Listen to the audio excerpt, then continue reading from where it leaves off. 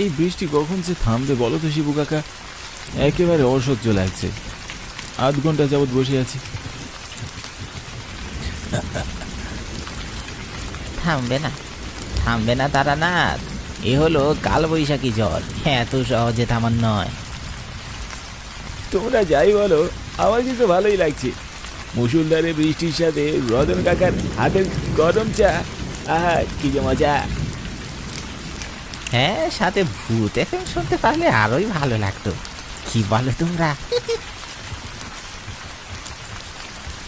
কোনো এককালে গ্রাম অঞ্চলে অনেক ভূতরে কাণ্ড করতে দেখা যেত। তোমাদের মতো আমাদের তখন ভূত এফএম শুনতে হতো না, বাস্তবে ভূত দেখে আমরা দৌড়ে পালাতাম। কি বলো শিবু কাকা, সত্যি? আচ্ছা বেশ, তাহলে এখন আমাদের তোমার সাথে ঘটে যাওয়া একটা ভূতের গল্প শোনাও তো। হ্যাঁ, এই কালবৈশাখীর রাতে চায়ের দোকানে ভূতের গল্প একদম জমে ক্ষীর হবে।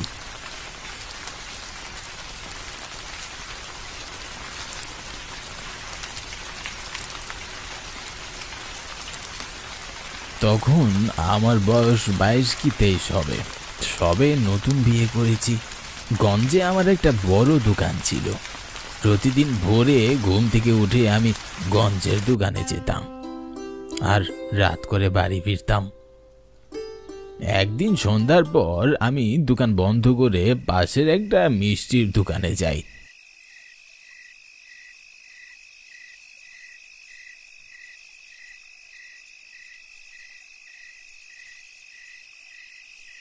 আর কিছু ভালো মিষ্টি কিনে নেই। মিষ্টির দোকানদার মুচকি হেসে আমাকে বললেন, কি শ্বশুর বাড়ি যাচ্ছ নাকি?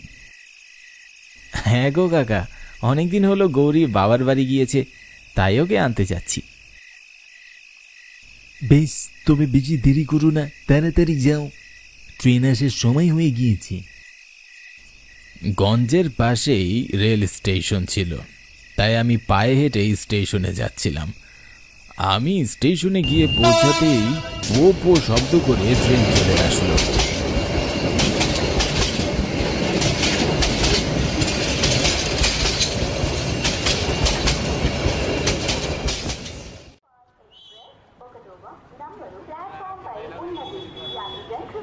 ট্রেনে উঠে জানালার পাশে একটা সিটে আমি আরাম করে বসলাম।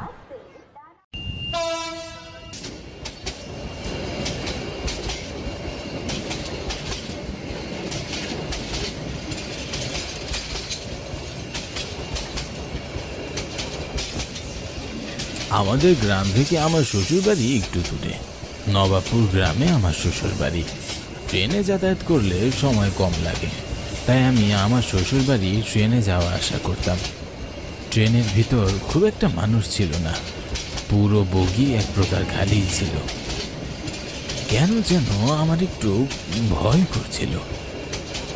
কিছু সময় পর ট্রেন নবাবপুর স্টেশনে এসে থামল।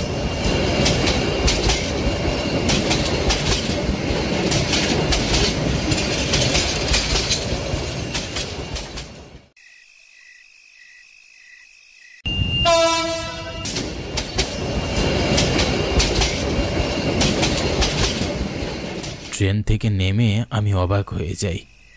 পুরো স্টেশন একদম ফাঁকা ছিল। ঘড়ির দিকে তাকিয়ে দেখলাম তখন রাত 9টা বাজে।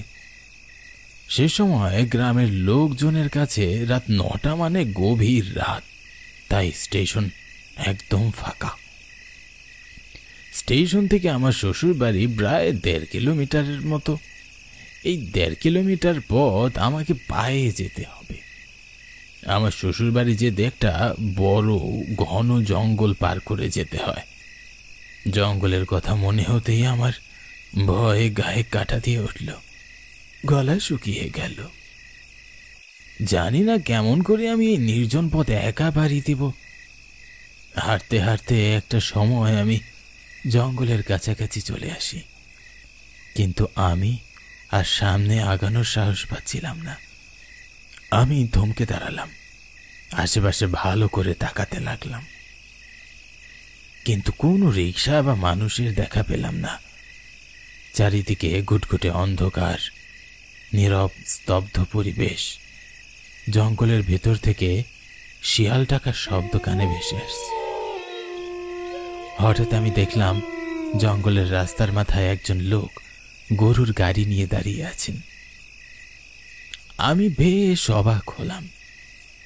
একটু আগেও লোকটা এখানে ছিল না। তিনি কখন এখানে আসলেন আমি দেখতে পাইনি। আমি গাড়িওয়ালার কাছে এগিয়ে গেলাম। আমি কিছু বলার আগেই লোকটা আমায় বলল, আপনি কোথায় যাবেন? এত রাতে এখানে এসেছেন কেন? এই পথ দিয়ে তো সন্ধ্যার পর কেউই যাওয়া আসা করে না। আসলে নবাবপুর গ্রামে আমার শ্বশুর বাড়ি। আমি নতুন বিয়ে করেছি। গঞ্জে আমার দোকান আছে। দোকানের কাজ শেষ করে এখন আমি আমার শ্বশুর বাড়ি যাচ্ছি, তাই একটু রাত হয়ে গেছে। আপনার শ্বশুরের নাম কি? আমার শ্বশুরের নাম হলো রাহুল দেবনাথ। ও, আপনি রাহুল কাকার মেয়ের জামাই? হ্যাঁ, আমি ওনারই। আপনি চিনেন? জি, চিনি। আপনার শ্বশুর কৃষি কাজ করেন।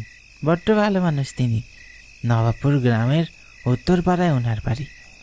আপনার তো বিবাহ উপযুক্ত এক শালিকা আছে, নাম ঋতু। হ্যাঁ, আপনি তো দেখছি সবই জানেন। তা আপনার বাড়ি কোথায়? কোন পাড়ায় থাকেন আপনি? আমার এখানে কোনো ঘর বাড়ি নেই। গাড়িওয়ালার মুখে এমন উত্তর শুনে আমি ভীষণ অবাক হলাম। আমতা আমতা করে বললাম, তাহলে আপনি এখানে থাকেন কোথায়? আমি সর্বস্থানে থাকি, তবে এই জঙ্গলে বেশি থাকি। চলুন, আপনাকে আপনার শ্বশুর বাড়ি পৌঁছে দিচ্ছি। ওনার মুখে এমন অদ্ভুত কথা শুনে আমি হা করে ওনার দিকে তাকিয়ে রইলাম। আর মনে মনে ভাবছিলাম, লোকটা আবার পাগল টাগল নয় তো। আমার নীরবতা দেখে গাড়িওয়ালা আমাকে বললেন, কি হলো, আপনি গাড়িতে উঠে পড়ছেন না কেন? আপনি যাবেন না? হ্যাঁ, যাব তো। আমি তাড়াহুড়ো করে গাড়িতে উঠে বসলাম। আমি গাড়িতে উঠে বসতেই উনি গাড়ি ছেড়ে দিলেন। যদিও বা গাড়িওয়ালা খুব রহস্যজনক কথা বলছেন, কিন্তু আমার কাছে ওনার গাড়িতে যাওয়া ছাড়া আর কোনো উপায়ও ছিল না। বাবু শোনেন, আপনাকে একটা কথা বলি। হ্যাঁ, বলুন না।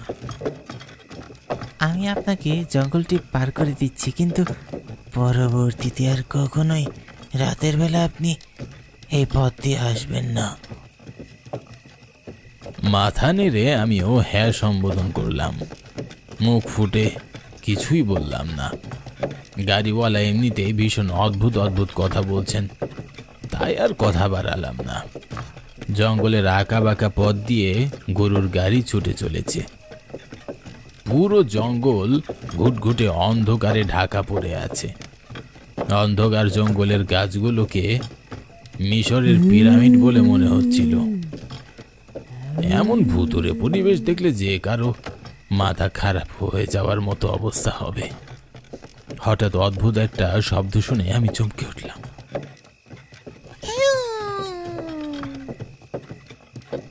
এটা কোনো পশু বা পাখির শব্দ তো মনে হচ্ছে না। আর কোনো মানুষের তো এমন ভয়ঙ্কর শব্দ করার প্রশ্নই ওঠে না। তাহলে এটা কিসের শব্দ হতে পারে? ভেতরে ভেতরে আমি ভীষণ ভয় পাচ্ছিলাম। খুব অদ্ভুতভাবে হঠাৎ করে জঙ্গলের দমকা হাওয়া বইতে লাগলো।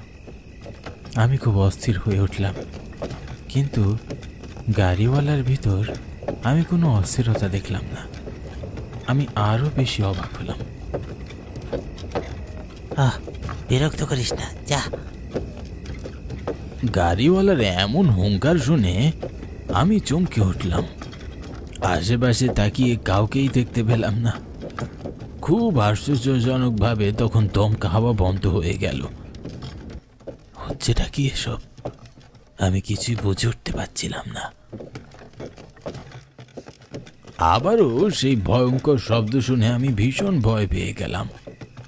সময়ের সাথে সাথে ভয়ঙ্কর শব্দটি ক্রমেই বেড়ে চলেছে। মাঝে মাঝে অনেক দূর থেকে কান্নার শব্দ ভেসে আসছে, কখনো আবার হাসির শব্দ শোনা যাচ্ছে। মনটা ভীষণ কুটাক ডাকছিল, মনে হচ্ছিল আমার সাথে খুব খারাপ কিছু হতে চলেছে। গাড়িওয়ালা ভাই, একটু তাড়াতাড়ি গাড়ি চালান না, আমার ভীষণ ভয় করছে। গাড়িওয়ালা যেন আমার কথা কানেই তুলল না। তিনি তার মতো করে গাড়ি চালাচ্ছিলেন। ওনার উপর আমার ভীষণ রাগ হচ্ছিল। হঠাৎ আমি দেখলাম গরুর গাড়ির পাশে একটা দানবের মতো কালো ছায়া আসছে। ভয়ে আমি চমকে উঠলাম। আমার গলা শুকিয়ে গেল, হাত পা ঠান্ডা হয়ে গেল, বুকের ভেতরের প্রাণ পাখিটা ধুক ধুক করতে লাগলো। মনে মনে রাম রাম বলা ছাড়া আর কিছুই করার ছিল না। হঠাৎ গরুর গাড়িটি থমকে দাঁড়ালো। গাড়িওয়ালা খুব চেষ্টা করে ও সামনের দিকে এগোতে পারল না। ভয়ে আমি পিছনে ঘুরে তাকিয়ে চিৎকার করে উঠলাম। আমি দেখলাম দানবের মতো ছায়াগুলো গরুর গাড়িটি পিছন থেকে টেনে ধরে রেখেছে। ভয়ে আমার বুকের ভেতরটা পানি শূন্য হয়ে যায়, পা থরথর করে কাঁপতে শুরু করে। মনে হচ্ছিল আজই আমার জীবনের শেষ দিন। দেহ থেকে প্রাণ বাকিরা হয়তো এক্ষুনি বের হয়ে যাবে। গাড়িওয়ালা এক লাফে গাড়ি থেকে নেমে দানবের মতো ছায়াগুলোর উপরে এগিয়ে যায় আর রেগে মেগে বলে, কেন এভাবে বিরক্ত করছিস? ছেড়ে দে একে, ও আমার খুব কাছের লোক। তোরা যদি এক্ষুনি এখান থেকে না যাস তবে আমি তোদেরকে মজা দেখাবো। সব কটাকে এই জঙ্গল থেকে দাঁড়িয়ে ছাড়বো। গাড়িওয়ালা এ কথা বলতেই দানবগুলো সামনে থেকে অদৃশ্য হয়ে যায়। ভয়ে আমি আশেপাশে ভালো করে তাকিয়ে দেখতে লাগলাম, কিন্তু ছায়াগুলোকে আর কোথাও দেখতে পেলাম না এবং সেই ভয়ঙ্কর শব্দগুলো আর শুনতে পাচ্ছিলাম না। তারপর গাড়িওয়ালা গাড়িতে বসে পড়লেন আর আপন মনে গাড়ি চালাতে লাগলেন। সময়ের সাথে সাথে আস্তে আস্তে আমার ভিতরের ভয়টাও কাটতে লাগলো। একটা সময় আমি জঙ্গলের একেবারে শেষ প্রান্তে পৌঁছে যাই।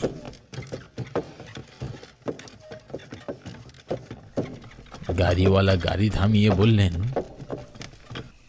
আর কোনো ভয় নেই, আমি গাড়ি নিয়ে আর সামনে এগোতে পারবো না। এখান থেকে কিছুটা পথ পায়ে হেঁটে গেলেই আপনি আপনার শ্বশুর বাড়ি পৌঁছে যাবেন। আপনাকে অসংখ্য ধন্যবাদ এই মাঝরাতে আমাকে বাড়ি পৌঁছাতে সাহায্য করার জন্য। তা আপনার ভাড়া কত হয়েছে?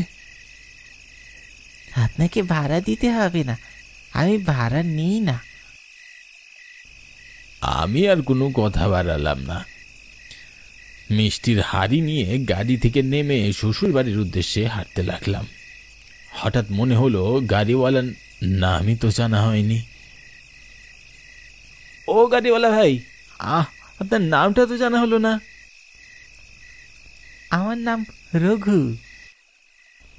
তারপর আমি খুশি মনে হাঁটা শুরু করলাম এবং আমি কিছু সময় পর শ্বশুর বাড়ি পৌঁছে গেলাম।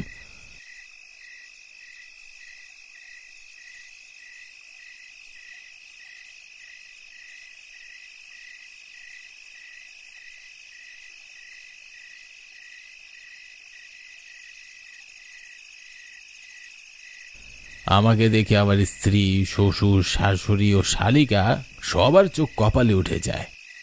মনে হচ্ছিল যেন ওনাদের মাথায় আকাশ ভেঙে পড়েছে। সবাই ভীষণ অবাক হয়ে হা করে আমার দিকে তাকিয়ে রইলেন। ওনাদের এভাবে অবাক হওয়ার কারণটা আমি বুঝতে পারলাম না। তুমি এত রাতে জঙ্গলের পথ দিয়ে কেমন করে এলে? এই পথ দিয়ে তো রাতের বেলা যেই যায় পরের দিন সকালবেলা জঙ্গলে তার লাশ পাওয়া যায়। অশুভ আত্মারা রাতের বেলা জঙ্গলে ঘুরে বেড়ায়। তুমি জঙ্গল পার হলে কেমন করে গো? রঘু নামের একজন গাড়িওয়ালা আমাকে তার গাড়িতে করে জঙ্গল পার করে দিয়েছেন, আর তিনি তো আমার কাছ থেকে ভাড়াও নেননি।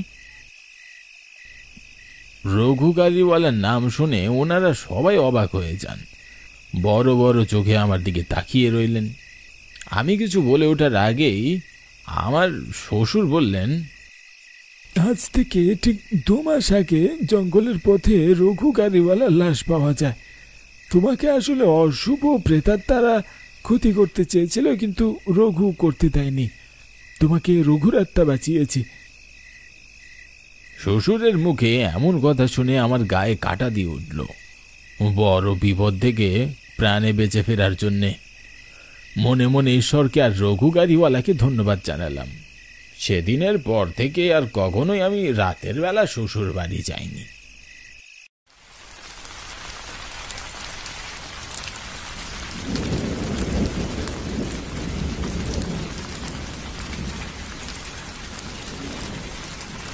কি ভূতের গল্প শুনে সবাই ভয় কি কাবু হয়ে গেলি নাকি? হ্যাঁ কাকা, এই দেখো আমার গায়ের পশমগুলো কাটা হয়ে দাঁড়িয়ে গেছে। আচ্ছা, বৃষ্টি থেমে গেছে, এবার নে, যা তোরা বাড়ি যা।